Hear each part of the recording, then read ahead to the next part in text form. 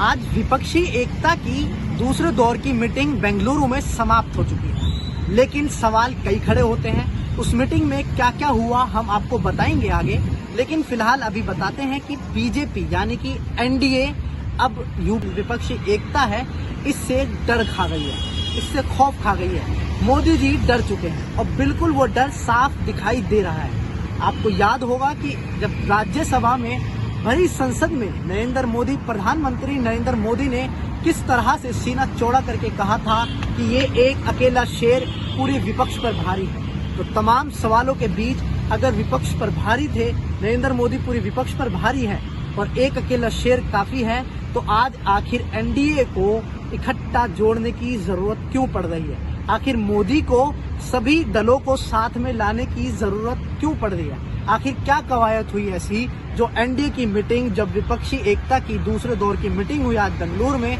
वो खत्म होती है तो एनडीए अपनी दिल्ली में मीटिंग कर लेती है, तमाम छोटे छोटे दलों को साथ जोड़ने की बात करती है और मनाती है, जो उनसे नाराज है उन्हें भी मनाती है। लगभग 36 दल जो हैं छोटे बड़े, उन सबको आज एनडीए की शामिल हुए हैं और मीटिंग जारी है। लेकिन सवाल यही खड़ा होता है, क्या मोदी डर गए हैं विपक्षी एकता से, या विपक्ष के जो गठबंधन बनने को तैयार है 2024 के चुनाव में, क्या मोदी जी अब अकेले न करने में खौफ खा रहे हैं? सवाल यही पैदा होता है। लेकिन आपको बता दें कि आज के मीटिंग में क्या क्या हुआ, किसने क्या क्या बोला।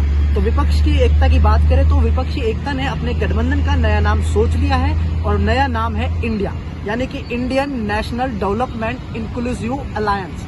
और ये राहुल गांधी, मल्लिकार्जुन खड़गे, ममता बनर्जी सभी ने अपने अपने बयान दिए। प्रेस कॉन्फ्रेंस में क्या कुछ कहा हम आपको बताते हैं, लेकिन बताते हैं कि ये आखिर इसकी जरूरत क्यों पड़ी। जिस तरह से आज खड़गे ने कहा कि भाजपा ने लोकतंत्र की सभी एजेंसियों को, ईडी हो, सीबीआई हो, आदि को नष्ट कर दिया है। हमारे बीच राजनीतिक मतभेद जरूर हैं, लेकिन देश को बचाने के लिए साथ आए। ये मल्लिकार्जुन खड़गे कांग्रेस के अध्यक्ष ने कहा है। इसके बाद ममता बनर्जी ने क्या कुछ कहा, उन्होंने कहा कि देश में दलित, हिंदू, मुस्लिम हर किसी की जिंदगी खतरे में है। दिल्ली, बंगाल, मणिपुर हो, सरकार बेचना, सरकार खरीदना, यही काम अब सरकार का है। हमारे गठबंधन का नाम इंडिया है। बीजेपी, क्या तुम इंडिया को चैलेंज करोगे? ये सीएम ममता बनर्जी ने कहा प्रेस कॉन्फ्रेंस में। वहीं आपको बता दें कि दिल्ली के अरविंद केजरीवाल ने भी तंज कसते हुए मोदी सरकार के 9 साल पे जो कार्यकाल रहा उसके बारे में कहा कि 9 साल में मोदी सरकार ने हर एक सेक्टर में बर्बाद कर दिया है। उन्होंने एयरपोर्ट, जहाज, आसमान, धरती, तालाब सब बेच दिया है और इनकी सरकार ने किसान, व्यापारी हर वर्ग दुखी है। देश में जिस तरह से नफरत फैलाई जा रही है, उससे देश बचाने के लिए हमको इकट्ठे हुए हैं।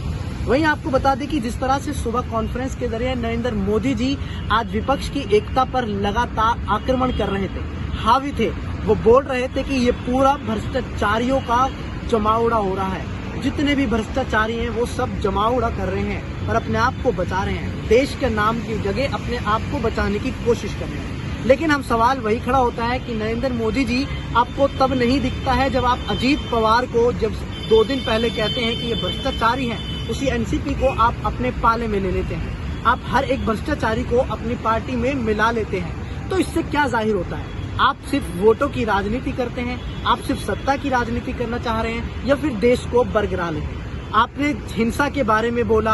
अब मोदी जी ने हमेशा, प्रधानमंत्री जी ने बंगाल में इलेक्शन, जो अभी पंचायत चुनाव हुए, उसके बारे में कहा कि बंगाल में लगातार हिंसा हुई, लोगों को मारा गया। लेकिन क्या नरेंद्र मोदी जी आप पिछले 2-3 महीने में मणिपुर हिंसा, जिस तरह से मणिपुर झुलस रहा है, आग की चपेट में है, जिस तरह से वहाँ इंसान को इंसान खा रहा है, आप उसके बारे में क्यों चुप्पी साधी रखी है? अब तक एक सवाल क्यों नहीं खड़ा हुआ? आपने अब तक एक जवाब क्यों नहीं दिया? क्या आप उन सब चीज को भूल जाएंगे? आपको ममता बनर्जी का पश्चिम बंगाल याद है, लेकिन आपको मणिपुर याद नहीं है। आखिर क्यों? क्या देश को बरगला रहे हैं आप? क्या देश से झूठ बोल रहे हैं? विपक्षी एकता क्या कर रही है, क्या नहीं कर रहे हैं, उनका मामला अलग है, लेकिन देश में आप क्या कर रहे हैं, सवाल वही खड़ा होता है। और तमाम विपक्षी दलों का जो जमावड़ा हुआ, जो इंडिया नाम का गठबंधन बना, उससे क्या आने वाले 2024 में असर पड़ेगा, ये खैर आने वाली बात है। लेकिन हमारा सवाल वही था, क्या मोदी जी विपक्षी एकता से डर गए हैं? 2024 के चुनाव में अकेले लड़ने से खौफ खा रहे हैं? तो हम आप पर ये सवाल छोड़ते हैं और जवाब आप कमेंट बॉक्स में ज़रूर दें। और हमारी ऐसे ही अपडेट्स के लिए, ऐसी ही खबरों के लिए हमारे इस चैनल को देखते रहें और सब्सक्राइब ज़रूर करें। देखते रहें सियासी मैदान। धन्यवाद।